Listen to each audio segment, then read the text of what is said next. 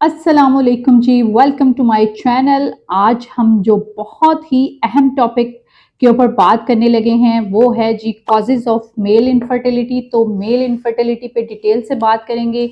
इसके जो है वो आपको इसकी कॉजेज बताई जाएंगी, साइन एंड सिम्टम्स बताए जाएंगे और नंबर 4 पे जो है वो हम इसके होम्योपैथिक मेडिसिन कुछ आपके साथ शेयर करूंगी कि होम्योपैथिक में मैं अपना क्लिनिकल एक्सपीरियंस कैसे रखती हूँ और होम्योपैथिक मेडिसिन में कौन सी इस्तेमाल करती हूँ जिससे पेशेंट 100% क्योर होते हैं। और एंड पे बात करेंगे डाइट और लाइफस्टाइल पे। तो आज की वीडियो शुरू करते हैं।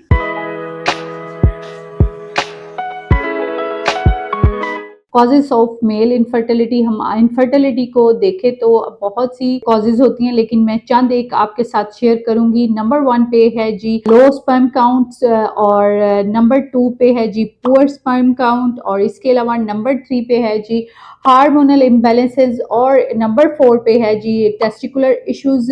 यानी टेस्टिकुलर इश्यूज और प्रॉब्लम्स काफ़ी ज़्यादा होती हैं, लेकिन जो है इसमें ये इनफर्टिलिटी के बायस हो सकता है। इसके अलावा जो है जी नंबर 5 पे हम लाइफस्टाइल और डाइट को रखेंगे, ठीक है। और इसके अलावा हम अगर साइन एंड सिम्टम्स की बात करें कि आपको कैसे पता चलेगा कि जी आपको इनफर्टिलिटी की प्रॉब्लम है। अगर नॉर्मल आप जो है मेरा जो तरीकाकार है होम्योपैथिक में ट्रीटमेंट का, तो मैं हमेशा जो है बात करती हूँ कि अगर मेरे पास कपल्स आते हैं तो अगर उनका 6 मंथ शादी को हुए हैं या 1 ईयर, तो मैं कोई भी टेस्ट नहीं करवाती और मैं उनको सिर्फ 2 मंथ या 3 मंथ का ट्रीटमेंट देती हूँ तो उनको कंसीव हो जाता है। अगर आपको 1 साल से या 1.5 साल से ऊपर का अरसा गुजर गया है तो आपको जो है वो लैब टेस्ट भी करवाने चाहिए, जिसको मैं आपको बताऊंगी कि लैब टेस्ट जो है वो आपको मेल सीमन टेस्ट करवाना चाहिए। इसके अलावा रेक्टम सोनोग्राफी होती है।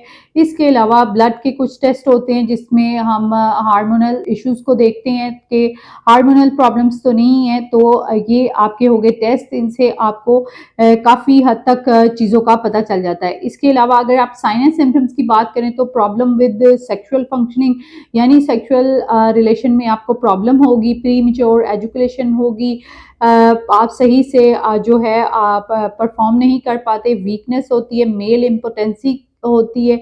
इसके अलावा अगर आप देखें तो पेन आपको होगी, स्वेलिंग होगी और लम्प्स इन टेस्टिकल एरिया में और बाज़ दफ़ा हाइड्रोकोसील और जो है वेरिकोसील की प्रॉब्लम्स होती हैं जिसकी वजह से टेस्टिकुलर इश्यूज आपके सामने आते हैं। तो इसके अलावा अगर आप सीमन में पस सेल और इन्फेक्शन और बैड स्मेल होती है। इसके अलावा अब नॉर्मल ब्रेस्ट ग्रोथ होना शुरू हो जाती है जिसमें मेल को हार्मोनल इश्यूज की वजह से उनकी ब्रेस्ट ग्रो करना शुरू कर देती है। इसके अलावा जो है वो फेशियल हेयर जो होते हैं डिक्रीज होना शुरू हो जाते हैं। आप देखेंगे दाढ़ी के और जिस्म पे बाल कम होना शुरू हो जाएंगे। इसके अलावा जो है वो वीकनेस रहेगी बॉडी में और बहुत ज़्यादा जो है वो आपको प्रॉब्लम्स होंगी। और इसके अलावा आप अगर सीमेंट टेस्ट करवाएंगे तो उसमें आपका काउंट जो होगा वो ठीक नॉर्मल नहीं आएगा। अगर हम सिम्टम्स की बात करें तो आपको टेस्टिकुलर एरिया में पेन होगी, आपको परफॉर्म करते वक्त भी पेन होगा। और इसके अलावा अगर हम बात करें तो सीमन में ब्लड शो होता है और ये भी प्रॉब्लम सिम्टम्स में आती है। और बहुत ज़्यादा अगर देखें तो यूरिन करते हुए पेन होगी और लो लिबिडो होगी, वीकनेस होगी, इम्पोटेंसी होगी सिम्टम्स में।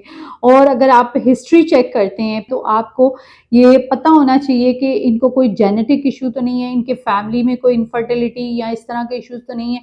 और सबसे ज़्यादा कॉमन जो पूछा जाता है कि आपको बचपन में जो है वो या किसी भी एज में टाइफाइड तो नहीं हुआ, डेंगू, कोरोना या इस तरह की कोई हिस्ट्री तो नहीं है, या कोई चोट या कोई हादसा इस तरह का उसके साइड इफ़ेक्ट्स रह गए हों। और इसके अलावा एक प्रॉब्लम होती है बच्चे जब छोटे होते हैं तो उनको मम्प्स यानी कान पेड़े निकल आते हैं, तो उसकी वजह से भी ये प्रॉब्लम आपको इनफर्टिलिटी की हो सकती है। और ये बात सारी हो गई इस तरह। अब होम्योपैथिक ट्रीटमेंट मैं किस तरह करती हूँ, मैं जो है सारे टेस्ट या इस तरह देखने के बाद मैं जो टॉप ऑफ द रेमेडीज इस्तेमाल करती हूँ वो है जी एक्सरे, जो कि सीमन की हेल्थ को बहुत बेहतर बनाती है। वो मैं 30 पोटेंसी में भी इस्तेमाल करती हूँ और अकॉर्डिंग टू सिम्टम।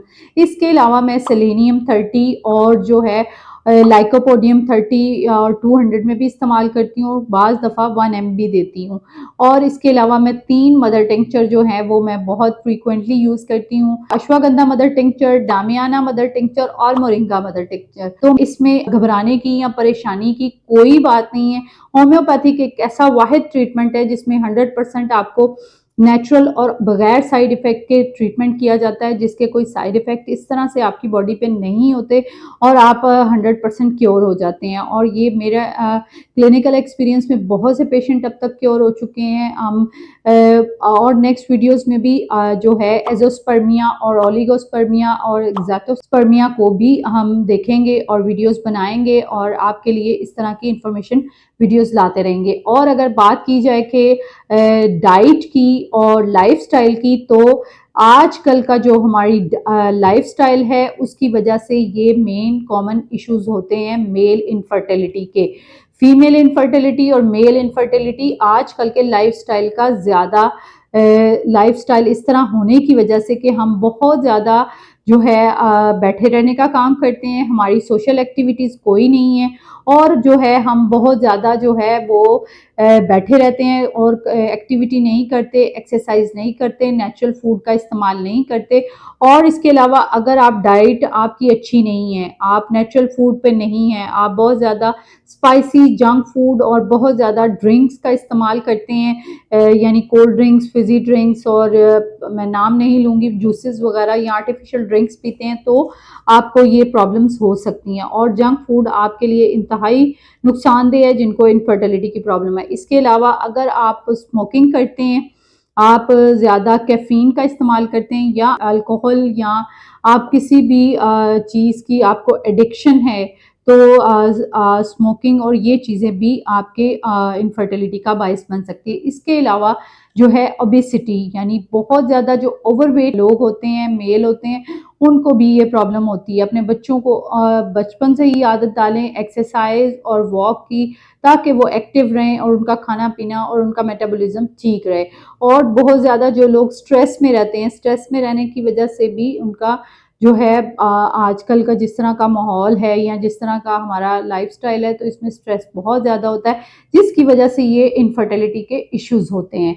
तो ये था आज सारा हमने जो पूरी प्रॉब्लम को डिस्कस किया।